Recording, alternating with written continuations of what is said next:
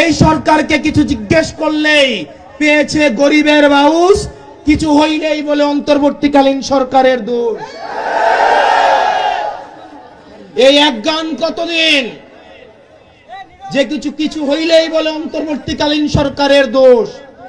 অন্তর্বর্তীকালীন সরকারের সময় প্রত্যেক দিন আন্দোলন ছিল, প্রত্যেক দিন আন্দোলন, এর আন্দোলন, অমুক গোষ্ঠীর আন্দোলন, তমুক গোষ্ঠীর আন্দোলন, প্রতিদিনই আন্দোলন। যারা বিভিন্ন দফা দাবিতে নিয়ে আন্দোলন করেছেন, আমরা আপনাদেরকে প্রশ্ন করতে চাই, আপনাদের সব দাবি কি এখন মানা হয়ে গিয়েছে? এখন আর আন্দোলন নাই কেন? এই আন্দোলন কোথায় গেল? এই সরকার নির্লজ্জভাবে স্বজনপ্রীতি এবং আঞ্চলিক বৈষম্যের যাত্রা শুরু করেছে। আমি অনেক ভাগ্যবতী, কারণ আমার মেয়ে মুস্তাফা সাদাতের মতন আমার দুটা ছেলে। আমার মেয়ে আরো বড় ভাগ্যবতী। আল্লাহর আসমানের নিচে আপনাদের এতগুলো হাতের দোয়া নিয়ে ফাইনাল গুড বাই বলে চলে যাচ্ছে। দীর্ঘ 2 বছর হয়ে গেল আপনার আওয়ামী লীগকে ঠিকমতো বাম্বু দেওয়া হয় না। তো এই সুযোগে তারা একটু রিল্যাক্স পজিশনে আছে অনেকদিন ধরে। আগামী দিনে বাংলাদেশকে ইসলামের সঠিক ধারায় পরিচালিত করার জন্য, ইসলাম বিরোধী যে কোনো অপতৎপরতাকে মোকাবেলা করার জন্য রাষ্ট্রীয়, সামাজিক, আন্তর্জাতিক যে কোনো অঙ্গন থেকে ইসলামের উপর যে কোনো আঘাত আসবে, সেই আঘাতকে হেফাজতে ইসলাম অতীতের মতোই সেই তার সর্বশক্তিমত্তা নিয়ে, আল্লাহর সাহায্য নিয়ে মাঠে অবতীর্ণ থাকবে ইনশাআল্লাহ। আসসালামু আলাইকুম দর্শক, নতুন একটি নিউজে আপনাকে স্বাগতম। বাংলাদেশের বর্তমান রাজনৈতিক পরিবেশ ও পরিস্থিতি প্রেক্ষাপটে নতুন একটি নিউজ নিয়ে আমি আপনাদের সামনে উপস্থিত হয়েছি, যার শুরু অংশগুলো দেখে আপনি বুঝতে পেরেছেন আজকের ভিডিওটি কতটুকু গুরুত্বপূর্ণ ও তথ্যবহুল আলোচনা হতে চলেছে। আশা করব ভিডিওটি না টেনে শুরু থেকে শেষ পর্যন্ত দেখার, তাহলে অবশ্যই ভিডিওটির মূল রহস্য ও তথ্য জানতে পারবেন। দর্শক চলুন দেরি না করে ভিডিওটি দেখে আসি। তার আগে বলবো, এখনো যারা আমার এই চ্যানেলটি সাবস্ক্রাইব করেননি তারা সাবস্ক্রাইব করে পাশে থেকে বেল আইকনটি বাজিয়ে রাখবেন, আর যারা ইতিমধ্যে সাবস্ক্রাইব করেছেন তাদেরকে অসংখ্য অসংখ্য ধন্যবাদ। দর্শক ভিডিওটিতে একটি লাইক দিয়ে ভিডিওটির ধারাবাহিক বিস্তারিত আলোচনা দেখে আসি। দেশের রাজনৈতিক প্রেক্ষাপটকে মোকাবেলা করার জন্য ঐক্যবদ্ধ হয়ে আমরা নির্বাচন করেছি। এই 11 দলীয় নির্বাচনী ঐক্যে এমন দলও আছে যারা রাষ্ট্র ব্যবস্থায় ইসলাম প্রতিষ্ঠায় আন্তরিক না, বা তাদের এই রাষ্ট্র ব্যবস্থা ইসলামী রাষ্ট্র প্রতিষ্ঠার দাবির সাথে যারা একমত না, এমন দল সহ একটা আপাত জুলাই বিপ্লবের অভিপ্রায়কে বাস্তবায়নের জন্য একটা ঐক্য তৈরি করা হয়েছে। তো সেই জায়গায় আকীদা, বিশ্বাস এবং যেই চিন্তার চিন্তার মত পার্থক্য সত্ত্বেও এখানে একটা ঐক্য তৈরি হয়েছে।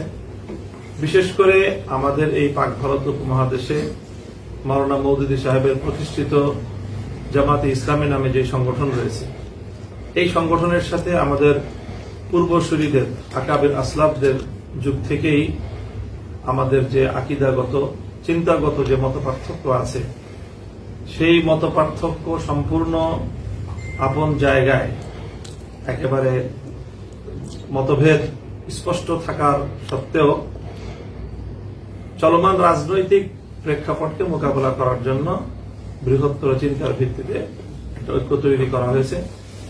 এই ঐক্য কোনোভাবেই আকীদা এবং বিশ্বাসগত ঐক্য নয়। আমরা দ্ব্যর্থহীনভাবে এই কথা জাতির সামনে ব্যক্ত করছি, ইতিপূর্বে বহুবার করেছি, যে আমাদের আমিরে হেফাজত এই ক্ষেত্রে আমাদের পূর্বসূরীদের পক্ষ থেকে পরিচালিত ধারায় কোরআন সুন্নাহর বিভিন্ন অকাট্য প্রমাণের ভিত্তিতে যেই চিন্তা, বিশ্বাস, আকীদা এবং আদর্শের কথা বলে থাকেন, আমরা সেই চিন্তা, বিশ্বাস এবং আকীদার অনুসারী এবং সেটাকে দৃঢ়ভাবে ধারণকারী ব্যক্তি এবং সংগঠন। আমাদের বাংলাদেশ খেলাফত মজলিস সহ অন্যান্য যে সংগঠনগুলো হেফাজতে ইসলামের ভুক্ত আছি, আমরা এই সকল চিন্তার ক্ষেত্রে আমাদের পূর্বসূরীদের কোরআন সুন্নাহর ভিত্তিতে অবলম্বিত পথের দৃঢ় অনুসারী আমরা। কাজেই আমাদের এই রাজনৈতিক ঐক্যের সুবাদে অনেকে এই ধরনের বিভ্রান্তি সৃষ্টির পায়তারা চালায় বা অপচেষ্টা করে যে আমাদের মধ্যে আদর্শগত বা আকীদাগত ঐক্যমত প্রতিষ্ঠিত হয়েছে, রাজনৈতিক ঐক্যের মধ্য দিয়ে এই কথাটি সম্পূর্ণ ভুল। কাজে আমি বাংলাদেশের যারা মূলধারার হক্কানি আলেম ওলামাদের অনুসারী যারা আছেন তাদের সকলের প্রতি আমি এই ব্যাপারে উদাত্ত আহ্বান রাখছি যে আপনারা এই ধরনের কোনো বিভ্রান্তির শিকার হবেন না। আকীদা এবং বিশ্বাস, চিন্তা এবং চেতনা তার আপন জায়গায় কোরআন সুন্নাহর ভিত্তিতে পূর্বসূরি আকাবিরদের দেখানো পথ অনুযায়ী আমরা আমাদের পথেই পরিচালিত হচ্ছি এবং সামনের দিনেও আমরা এই পথে দৃঢ় এবং অবিচল থাকবো ইনশাআল্লাহ। তবে রাজনৈতিক প্রয়োজনে, দেশের প্রয়োজনে আমরা অতীতেও অনেক সময় অনেক অমুসলিমের সাথেও আমরা ঐক্যবদ্ধভাবে স্বাধীনতার সংগ্রাম করেছি। হিন্দু মুসলিম ঐক্যবদ্ধ হয়েও ব্রিটিশ বিরোধী আন্দোলনে আমাদের পূর্বসূরিগণ ভূমিকা রেখেছেন। বিভিন্ন সময়ে বিভিন্ন রাজনৈতিক দলের সাথে আমাদের ঐক্যের অতীত ইতিহাস রয়েছে।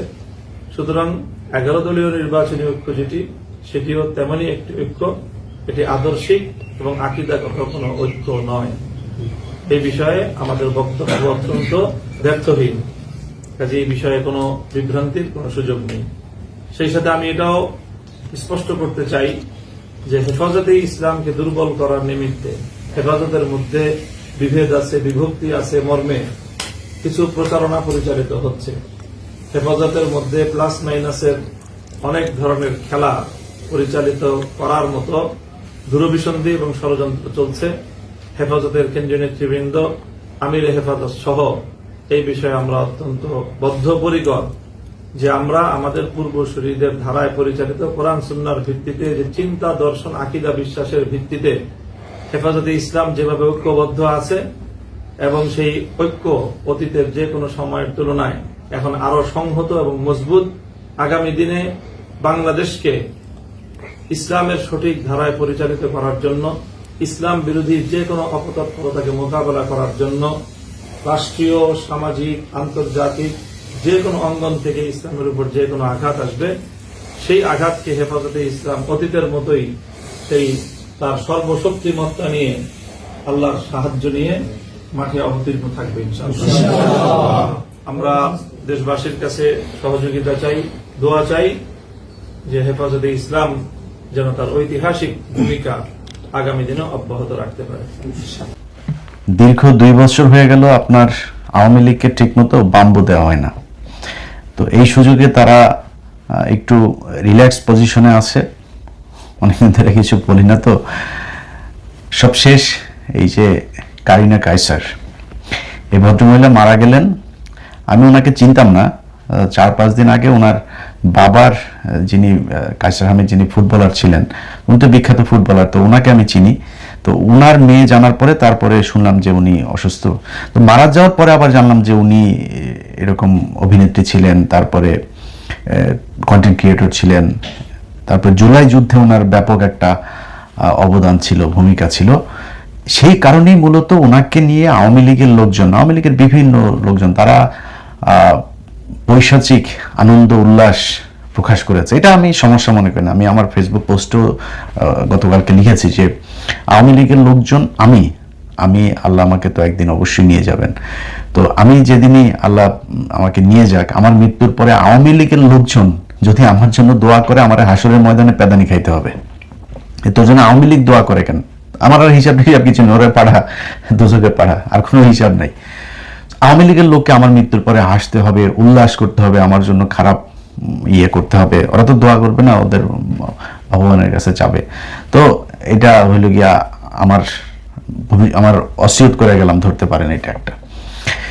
তো এখন এই আওয়ামী লীগের লোকজনের গত এই 2 দিনে যে আলোচনা একটা ঘটনা খুব প্রকটভাবে তারা নিয়ে এসেছে যে তাদের লোকজন কয়েকদিন আগে যে মারাটারা যেত, ধরা পড়তো, জেলে যাইতো, এগুলো গেলে আমরা হাসাহাসি করতাম না, তাদের লোকজনের মারা হয়েছে এই গেল কয়েকদিনে।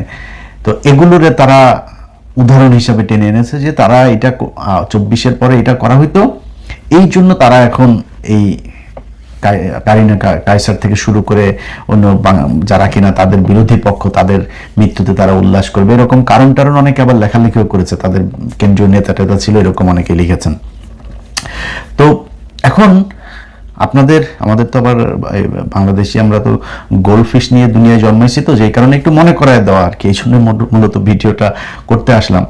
দেখেন, ওরা 24-এর পর থেকে হিসাব টানছে, 24-এর পরে যা যা হয়েছে ওনাদের। এখন দেখবেন খুব স্যাড মিউজিক দিয়া, তারপরে এই যে 2 দিন আগে আপনার চোর, এই যে ইঞ্জিনিয়ার মোশাররফ, চোরের বাচ্চা এই বদমাইশ হলে গিয়া মারা গেল। এই বদমাইশ মারা যাওয়ার পরে এখন কি জান্নাতে যাবে? এরা আবার জানাজা দেয়। ওদের জানাজা দিস কেন? তোরা জানাজা নিস কেন? তোদের তো জানাজা দরকার নাই। তোরা সারা জীবন ইসলামের বিরুদ্ধে, মুসলমানদের বিরুদ্ধে কাজ করে আসলি, এখন আবার জানাজা জোড়াইতে আসছো কেন? তোমাদের জানাজা দিতে হয়, জানাজা দিয়ে আবার বিরাট আকারে জয় বাংলা, জয় বঙ্গবন্ধু, আরে বাবারে বিরাট আকারে তারা শোডাউন দেখালো। পাছার চামড়া এই 24-এর পর থেকে এই পর্যন্ত যতটুকু ইয়েলো কালার আছে না, এটা পরিপূর্ণ লাল হয়ে যাবে। রাস্তাঘাটে মনে করেন না যে বিএনপি তোমাদের ছাড়া দিবে, সারা জায়গাতে নাই। ক্ষমতার জায়গায় বিএনপি বলো আর জামাত বলো, আওয়ামী লীগ বলো, কেউ কারোর ছাড় দিবে না। তো তোমরা এসে আবার ভাব মেরা রাস্তায় ইয়ে করবা, পাছার চামড়া, তারপরে দেখবা ইয়েলো থেকে লাল হয়ে গিয়েছে। ঠিক আছে? তো এরকম কিছু ঘটনায় 2 দিন আগে এক মহিলা মারা গিয়েছে। ওই মহিলা তার ছেলের মারামারি মাঝখানে গিয়ে, তারপর সে পরে শোনা গেল সে স্ট্রোক করেছে। বিরাট আকারের ছেলের জন্য মাকে মেরে ফেলাল। আরে বেটা, ছেলের জন্য মাকে মারা হবে কেন? তোদেরকে কাউকে মারা হয়নি। তোদের মন্ত্রীদেরকে ধরা হয়েছে, তোদের আওয়ামী লীগের লোকজন এলাকায় ঘুরে বেড়াচ্ছে, তোদের কাউকে মারা হয়নি। ছেলের জন্য মাকে মারা তো বহু পরের কথা। তোরা হইলে করতে এটা, এবং তোরা ভবিষ্যতে যদি সুযোগ পাস তাহলে তোরা এর চেয়ে আরো ভয়ঙ্কর কাজ করবি। কিন্তু এটা বিএনপিও করে না, জামাতও করে না, এনসিপিও করে না, বাংলাদেশের সাধারণ মানুষও করে না। ইভেন যাদের পরিবারের মানুষ মারা গিয়েছে আন্দোলনে, তারাও তোদের মতো হিংস্র। এটা সম্ভব না। আওয়ামী লীগ পৃথিবীতে জন্মায় ওর বাপের পিছন দিয়া, কোনো মায়ের গর্ভে কোনোদিন আওয়ামী লীগ জন্ম হইতে না। আওয়ামী লীগের আবার অনেকগুলো ধরন আছে, সবাই আবার আওয়ামী লীগের চেতেন না। কিছু আছে ধরেন এরা মানে অবলার মতো, ওই শেখ মুজিবের ব্যাপারে জানে না কিছু, হালাই যে বদমাইশ ছিল এরা জানে না জানে আনতে যে আওয়ামী লীগ করে, ওইটা একটা ধরন আছে। আবার বেশিরভাগ আওয়ামী লীগ করে হলো কি নিজের স্বার্থের জন্য। রাজনীতিটা পুরোটাই স্বার্থ। দেখেন না, শেখ মুজিবের লোকজন এখন বিএনপির দলে চলে আসছে, জামাতের দলেও গিয়েছে, গিয়ে আবার মিটিং মিছিলের মধ্যে বক্তব্যের শেষে জয় বাংলা আবার জিপ টিপ কামড় দেওয়া, এরপরে আবার ঠিক করে। দেখেন না? সো বিষয়টা আসলে আইডিওলজিক্যাল। এটা হচ্ছে পুরোটাই একটা স্বার্থগত ব্যাপার, এবং এই স্বার্থের জন্যই মূলত তারা একবার আওয়ামী লীগ সাজে, একবার বিএনপি সাজে, জামাত সাজে, এনসিপি সাজে, আমতারেকের দলে গিয়ে তারা ফিরেছে। তোদের মানে অবস্থাটা দেখ, তোরা মানে হুমকি দেশ এখন যে এই করে ফেলবি, ওই করবা, আসছি, এই সেই হাবি যাবি। তো লজ্জা শরম যদি তোরা কেউ আব্বা, দুলাভাই, খালু, নানান কিছু ডাইকা বিএনপি, জামাত, এনসিপি, আমতারেকের দলে গিয়াও তারপরে তোরা ভিড়ছিস, তোদের এই হলো অবস্থা। অথচ আমরা গেল 15 বছর ধরে যখন বলতাম তোদের 32 নাম্বার সেরা ভেঙে দেওয়া হয়েছে না, পালাইছিস। তোদের ছুদা চোদনে করা হয়েছে না, পালাইছিস কিছু। তোদের লোকজন এই গেল 15 বছর আমরা যখন বলতাম, আমরা ওই যে 75-এর ঘটনা নিয়ে বলতাম না, যে 75-এ শেখ মুজিবের কে মারার পরে তারপরে আওয়ামী লীগের লোকজনও গিয়ে তারপরে নাচানাচি করেছে, গান গিয়েছে। আওয়ামী লীগের লোকেরাই তো মেরেছে, যারা তাকে মেরেছে তাদের বেশিরভাগই রক্ষী বাহিনীতে ছিল, সবাই মুক্তিযোদ্ধা, খেতাবপ্রাপ্ত মুক্তিযোদ্ধা, তারাই তো তোর বাপরে মারছে। তোর বাপের সাথে যারা মন্ত্রী পরিষদে ছিল, সে মন্ত্রিসভার সবাই গিয়া তারপরে এই 19 জন গিয়া পরবর্তী মুস্তাকের মন্ত্রিসভায় শপথ নিয়েছে। তো তোদের লোকই তো সব, তাই না? তারপর তোরা আবার গিয়ে মিষ্টি টিষ্টি বিলাইছিস। তো আমরা গত 15 বছর ইতিহাস থেকে তুলে ধরে যখন এগুলো নিয়ে কাজ করতাম, তখন ওরা আবার এসে বলতো এগুলো। সেই দিন আর নেই, হ্যাঁ, সেই দিন চলে গিয়েছে। এখন আমরা নতুন মুজিবের তোর মুজিবের সৈনিক কোন শালাই মুজিবের সৈনিক না। এই যে ফজা পাগলা আছে না, টাকা দেয়, ইন্ডিয়া টাকা দেয়, আওয়ামী লীগ টাকা দেয়, ওদের মুজিববাদটাকে প্রতিষ্ঠা করে রাখতে হবে, এইটা দিয়ে ওরা বাংলাদেশে ইন করে। এই কারণে ওদের এই মুজিববাদটাকে ওরা মানে সেই বিএলএফ থেকে রক্ষী বাহিনী টাইনি তারপরে এগুলো করে তারা এই পর্যন্ত এসে পৌঁছেছে। মুজিব বাহিনীর কেউ যুদ্ধ করে না এই দেশে। মুক্তিযোদ্ধাদের সাথে পুরো 9 মাস তারা যুদ্ধ করেছে, মুক্তিযোদ্ধাদের বিরুদ্ধে। জিজ্ঞেস করিস তো, মুক্তিযোদ্ধাদের কাছে জিজ্ঞেস করি যায়। তো এই হচ্ছে গিয়া তাদের অবস্থা। তারা এই ফজা পাগলার মতো এরকম বয়ান দেয়, তিনি নাকি অস্ত্র টস্ত্র নিয়ে সেই ভৈরবের এখানে এসে তারপরে সব রেডি হয়ে গিয়েছেন, নৌকায় ট্রলারে উঠেছেন, তিনি আসবেন ঢাকায়, এরপরে হঠাৎ করে তিনি আর আসলেন না, পাতলা পায়খানা হয়ে গিয়েছে তার।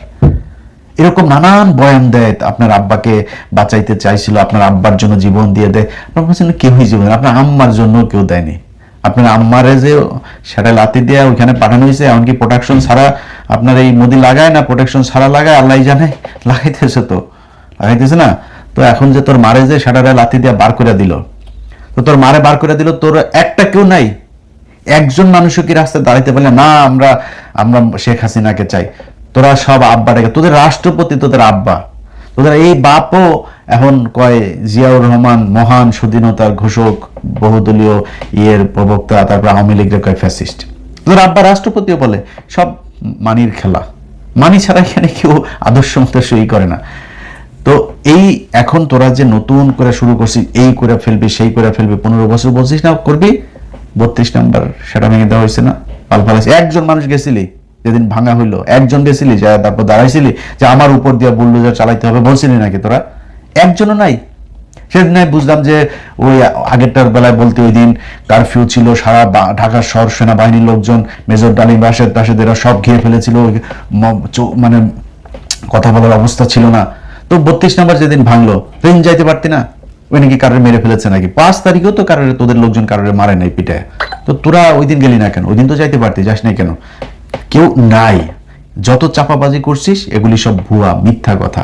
এটা প্রমাণ হয়েছে। আবারও 5 তারিখের পর থেকেই গেল 2 বছর, শিখতে পারবিও না। বলতাম না আমরা যে পুলিশ ছাড়া ছাত্রলীগ যুবলীগ হলো বিধবা নারীর মতন, অবস্থা তো তাই হয়েছে, তাই না?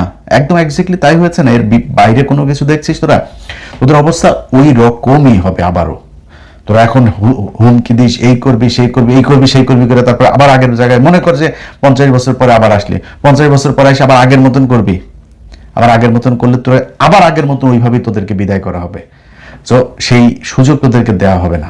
তোরা এখন হয় জাকের পার্টিতে যাবি, নাই জাতীয় পার্টি, নাইলে আম পার্টি, নাইলে হইল গিয়া বিএনপি, নাইলে জামাত, নাইলে এনসিপি, যে কোনো এইসব দলে টলে তোরা থাকবি। তোদেরকে লাথি দিবে এই দিক থেকে, ওই দিকে যাবে, ওই দিক থেকে লাথি দিবে ওই দিকে, ফুটবলের মতো তোদের নিয়ে খেলাধুলা হবে। এর বাইরে কোনো কিছু করে তোরা উঠে দাঁড়াইতে পারবি না, তোদেরকে সেটা দাঁড়াইতে দেওয়া হবে না। নতুন করে কোনো ষড়যন্ত্র করে তারপরে কুমু করে হাবি যাবে। কুয়ের তো ইয়ার এই যে ওই দিন একটা নাটক দেখতেছিলাম, তো ফ্যামিলি এন্টারটেনমেন্ট, এক জামাইরে বউ বলতে তোমার তো কিছু নেই, তো তোমাদের অবস্থা হয়েছে ওয়াকারের অবস্থা হয়েছে, ওয়াকারের তো কিছু নেই, ওয়াকার কি করবে কি দিয়া ক আমারে? ওয়াকারের অবস্থা এমনিতেই যায়, কখন যেন নিজের চেয়ারটাও যায় এই অবস্থা। ওনার 3 বল্টু নিচের লোকজনও ওনারে বাল দিয়েও জিগায় না। এই হয়েছে গিয়া তোদের ওয়াকারের অবস্থা। আর তোরা এখন মানে হুমকি দিস, তারপরে এসে এই করে ফেলবি সেই করে ফেলবি, এই সেই হাবি যাবি এগুলি বলিস, এগুলি ভুলে যেতে হবে। হ্যাঁ, তোদের এই পাওয়ারে আসলে তোদের যে ক্ষমতা, পুলিশ টুলিশ পেছনে থাকবে, সেনাবাহিনী থাকবে, ওইদিকে বিডিআর থাকবে, সব মিলায় নিয়ে আসে তারপরে বিধবা ওই ইয়ের বউ যেমন জামাই পিছনে থাকলে যা হয় ওইটা দিয়া, এরপরে না থাকলে বিধবার মতো অবস্থা হয়। ওইটাই হয়েছে তোদের। এখন সামনের কি হবে সেটা হলো গিয়া কথা। তোরা মনে কর কথার কথা, তোদেরকে করা হইলো, মানে সুযোগ দেওয়া হলো, যে বলা হলো যে তোরা আয়, তোরা এখন দেশে আয়, তোদের আম্মাকে এই যে মোদি যারা লাগাইতেছে ওরা বললো তুই দেশে আয়। দেশে আসার কথা বলার পরে ও দেশে আসবে? ওর এমন কোনো প্রমাণ আছে যে যেই প্রমাণ এই ট্রাইব্যুনালে পড়ে নাই, যে ও যে খুনের এই হত্যার হুকুম দিয়েছে, তোর কি বলে ওদেরকে হুকুম দিয়ে করেছে, এটা কোনো কিছু কি বাকি আছে? সবকিছু তো ট্রাইব্যুনালে জমা পড়েছে। একটা না, কয়েক শতবার ফাঁসি হবে তোদের আম্মার। তো তোদের আম্মা কি আসবে? আচ্ছা, তোদের আম্মার পরের গুলির কথা বলি। অনেক নেতা ছিল না, অনেক বড় বড় কথাবার্তা বলতো। আরে ভাই, এখন তো ফেসবুক, আমরা তো কিছুই না, আমরা তো একদম সাধারণ মানুষ ছিলাম। 0 সাবস্ক্রাইবার থেকে আমাদের ইউটিউব, 0 ফলোয়ার থেকে আমাদের ফেসবুক, সেখান থেকে উঠে এসেছে, বাড়িতে গিয়ে ঝামেলা করেছে, নানান ধরনের সমস্যা করেছে। তো তোদের তো সব টাকা পয়সা টয়সা নিয়ে তারপরে পরিবার সব নিয়ে আসে। এরকম পরিবার অন্তত 10,000 আছে না তোদের? লন্ডনে, আমেরিকা, কানাডা, অস্ট্রেলিয়া, বিভিন্ন দেশে গিয়েছিস, সেখানে নাগরিকত্ব সবই আছে। তারা কোথায়? তারা তো কথাও তো বলে না। কারণ কি? মানি পকেটে আছে, নাগরিকত্ব আছে, পরিবার সহ সাথে আছে, দরকারটা কি? কুত্তার মতো ঘেউ ঘেউ করে কয়েকটা, সেগুলি হলো ছাগলের 3 নাম্বার বাচ্চা। এদের সামনে আবার ফের আওয়ামী লীগ কথার কথা মনে করেন যদি ক্ষমতায় আসেও, এদের তখনও পাত্তা থাকবে না। এগুলি হলো গিয়ে ঘেউ ঘেউ করে। একটু দায়িত্বশীল কয়জন আওয়ামী লীগের লোক আছে বলেন? কয়েক হাজার মানুষ বাইরে, কই তারা আওয়াজ দেয়? কারণ তারা বাস্তবতাটা জানে যে ভবিষ্যৎটা আসলে কি হবে। আওয়ামী লীগের কথা এই দেশ থেকে ভুলে যেতে হবে। সব শেষ এই কারিনা কায়সারের ঘটনা নিয়ে ওরা যে ন্যারেটিভটা এখন দাঁড় করাইতে চাচ্ছে সেটা একটু বলি। ওরা গেল কয়েক মাস ধরে সাংবাদিকদের উপরে নির্যাতন হচ্ছে, তারপরে বিনা ইয়েতে মামলায় নিয়ে যাচ্ছে, ওয়ারেন্টে আসামিকে ধরে নিয়ে যাচ্ছে, পরিবারের একে না পেয়ে ওকে নিয়ে যাচ্ছে, 1.5 মাসের বাচ্চা নিয়ে। এটা এই শুরু হয়েছে এই 24 থেকে, এই গেল কয়েকদিন ধরে ওরা কারিনার এই ঘটনাটা নিয়ে এসে তারপরে বলে যে এই 24-এর পর থেকে কয়েকটা উদাহরণ দিয়ে তারপরে বলে এই জন্য কারিনার মৃত্যুর পরে ওরা হেসেছে।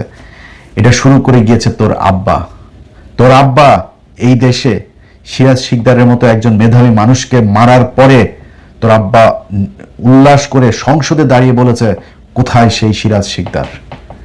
এটা তোর বাপ শুরু করে দিয়ে গেছে। এরপরে তোর বাপ জাসদের 15,000 মানুষকে, যুবতী মেয়েরা ঘরে ঘুমাইতে পারতো না। 71-এর যুদ্ধের সময় যাদেরকে পলাইতে হয় নাই তারা বাংকারে গিয়ে পলাইতো এই রক্ষী বাহিনীর, লাল বাহিনী, নীল বাহিনী এদের ভয়ে। এটা সেই বাংলাদেশ। তোদের লোকজন মানুষকে না খাইয়ে কৃত্রিম দুর্ভিক্ষ তৈরি করে 27 লক্ষ মানুষকে হত্যা করেছে এই দেশে। এটা সেই বাংলাদেশ। তোরা লগি বৈঠা দিয়ে মানুষকে মেরে তার উপরে, মৃত মানুষের উপরে তোরা নৃত্য করেছিস একদম প্রকাশ্যে মানুষের সামনে। তোরা এটা এই বাংলাদেশ। এই শেরাটনের সামনে ইন্টারকন্টিনেন্টাল এই বাসের ভেতরে গান পাউডার দিয়ে, সেই খালেদা জিয়ার 91 থেকে 96 সেই টার্মে, তখনকার দিনে তোরা গান পাউডার দিয়ে মানুষ মেরেছিস। তোরা এই দেশে মানুষকে কৃত্রিমভাবে মিথ্যা বিচারের মাধ্যমে ফাঁসি দিয়া তারপরে তাদের লাশের সামনে জুতা পেটা করেছিস, লাশের গাড়িতে জুতা পেটা করেছিস, লাশের সামনে মিষ্টি বিতরণ করেছিস, লাশ দাফন করতে দিস নাই, লাশই দিস নাই। এরকম বহু লাশ এখন পর্যন্ত পাওয়া যায় নাই। এটা সেই বাংলাদেশ। একটা লাশ কবর দেওয়া হয়েছে, সেই কবরের উপরে গিয়ে তোরা হামলা করেছিস। ছোটখাটো মানুষ না, সালাউদ্দিন কাদের চৌধুরীর মতো মানুষ। এই দেশে বহু চৌধুরী এখন জন্মেছে। অরিজিনাল চৌধুরী যে কজন আছে এর মধ্যে সালাউদ্দিন কাদের চৌধুরীরা। সেই সালাউদ্দিন কাদের চৌধুরীর মতো সম্ভ্রান্ত পরিবারের একটা মানুষের কবরে পর্যন্ত গিয়ে তোরা হামলা করেছিস, ভাঙচুর করেছিস। একটা মানুষ মাটির সাথে মিশে গিয়েছে, সেই মানুষটার উপরেও তোদের ক্ষোভ। এটা সেই বাংলাদেশ। তোরা এসে এখন 24-এ কিছুই হয় নাই। তোদের নেতারা, তোদের মাথার ভেতরে মগজে যেটা ঢুকে আছে সেটা তোরা বলতিস যে আওয়ামী লীগ যেদিন ক্ষমতা থেকে যাবে সেদিন 10 লক্ষ মানুষ নাই হয়ে যাবে। এই তোফায়েল বলেছে 10 লক্ষ মানুষ মারা গিয়েছে, 10 জন মানুষও মারা যায়নি। তোদের মতো এত হিংস্র না এরা। এই রাস্তার মধ্যে কিছুক্ষণ পেটাইছে টেটাইছে, তারপরে পুলিশের হাতে তুলে দিয়েছে, মজা করেছে, ভিডিও করেছে, নাচাইছে, এইসব করেছে, কাপড় চোপড় খুলে নিয়েছে। তোরা হইলে শুধু মান না, তোরা হইলে কয়েক লক্ষ ধর্ষণেরই শিকার হইতো 5 তারিখে যদি তোরা যদি এইভাবে ক্ষমতায় আসতে। হয় নাই কিচ্ছু। এখন তোরা এই যে এত কিছু তোরা সারা জীবন করছিস, তোরা এখন এই 24-এর কয়েকটা ঘটনার ছোট ছোট ঘটনা, মানুষ ভোট দিতে যায়নি তোদের পক্ষে। ধানের শীষে ভোট দেওয়ার কারণে 4 বাচ্চার মাকে পর্যন্ত তোরা ধর্ষণ করেছিস। রোজা ভাঙিয়ে এই আলেপ, এই যে পুলিশ কর্মকর্তা আলেপ, রোজা ভাঙিয়ে তারপরে ধর্ষণ করেছে শিবিরের এক নেতার স্ত্রীকে। এটা সেই বাংলাদেশ। কথা বলার বেলায় হিসাব করে তারপরে কথা বলে। আমরা ভুলে গেছি সবকিছু। আমাদের এই গেল 2 বছরে যেসব শুয়োর ছানারা টাকা পয়সার বিনিময়ে তারপরে তোদেরকে বিচারের মুখোমুখি না করে তারপরে তোদেরকে ছেড়ে দিয়েছে, তোদের বিচার করে নাই, তোদেরকে রাজনীতি করতে দিয়েছে, তাদের আল্লাহ এই টাকা পয়সার হিসাব একদিন নিবেন। এই যে ছোট ছোট বাচ্চা, আরে বেটা 1.5 বছরের 1.5 মাসের বাচ্চার মাকে জেলখানে নিয়েছে, এরকম বাংলাদেশে বহু ঘটেছে গেল 15 বছরে। তোরা 1.5 বছরের বাচ্চাকে গুলি করে মারছিস, 6 মাসের বাচ্চাকে সহ তোরা করছিস, ওই কি বলে ঘরের ভিতরে ঢুকায় দিয়া বোমা দিয়া তারপরে বলছিস যে নাশকতা করতে গিয়ে বোমা বানাই করতে গিয়া। একটা দুইটা না, ওই জাহাজবাড়ি থেকে শুরু করে সেই গাজীপুরে, সেই বগুড়াতে, রংপুরে, সিলেটে, চিটাগাঙে, বিভিন্ন জায়গায় তোরা এই নাটক সাজায় তারপরে মানুষকে মেরেছিস। মানুষ মারার পরে সেই লাশ পর্যন্ত নিতে দিয়েছিস। এই পুরান ঢাকার ইব্রাহিম, তার বাবা লাশ আনতে গিয়েছিল, সে লাশ নিয়ে বেশি বাড়াবাড়ি করলে তোমার ছেলে আরেকটা নাই হয়ে যাবে, কিছু বলে না। আর এটা সেই বাংলাদেশ। খুব হিসাব করে কথা বলতে হবে। অতএব তোরা এই হাসাহাসি করবি, আমরা মারা গেলে তোরা করবি, আমরা কেয়ারই করি না। তোরা মানুষ না, তোরা আওয়ামী লীগ। তোরা বাপের পিছন দিয়া ফুসফুস করে গরুর মতো বাড়ি হইছিস, বুঝছিস না? তোরা কোনো মানুষ পৃথিবীর কোনো ধর্ম বর্ণ কোনো মানুষ যার মিনিমাম মনুষ্যত্ববোধ আছে সে কোনোদিন আওয়ামী লীগ করতে পারে না। ওদের চিন্তা চেতনা, ওদের সাথে তর্ক করলে আপনি মানে নিজেরই পাগল মনে করবেন। কোনো যুক্তি ওরা বুঝে না, ওদের চিন্তাগুলি অন্যরকম। এটা কোনো মানুষের সাথে মিলবে না। গরুর পন্দে দেয়া দুনিয়ায় আসা কিছু জাউরা, এগুলোরই আওয়ামী লীগ বলে। আল্লাহ হাফেজ।